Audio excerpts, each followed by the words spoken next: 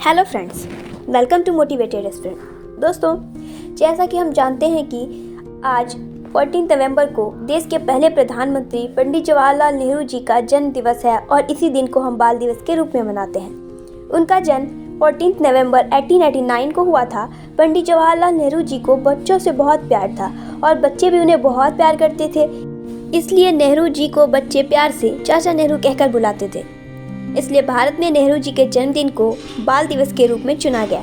भारत में बाल दिवस जवाहरलाल नेहरू के जन्मदिन 14 नवंबर के मौके पर मनाया जाता है। भारत में 1964 से पहले बाल दिवस 20 नवंबर को मनाया जाता था, लेकिन पंडित जवाहरलाल नेहरू जी की मृत्यु 27 मई 1964 के पश्चात बाल दिवस को उनके जन्म दिवस 14 नवंबर को मनाया जाने लगा। चाचा नेहरू का बच्चों से प्रेम उनकी फितरत में था।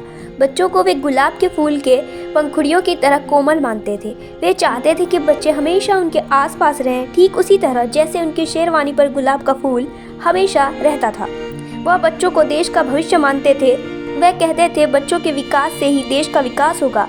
बाल दिवस पर चाचा नेहरू जी की सीख बच्चों को समझाने का प्रयास किया जाता है। इस तरह से बच्चों के जीवन में चाचा नेहरू के महत्व को बनाए रखने का प्रयास किया जाता है। बाल दिवस बच्चों के अधिकारों और शिक्षा के बारे में लोगों को जागरूक करने के लिए सेलिब्रेट किया जाता है।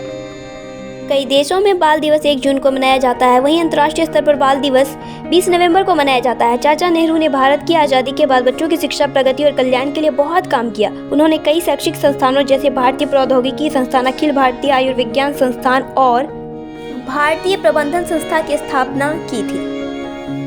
Friends, wish you all a very happy Children's Day. Thanks for watching and like, comment, share, subscribe.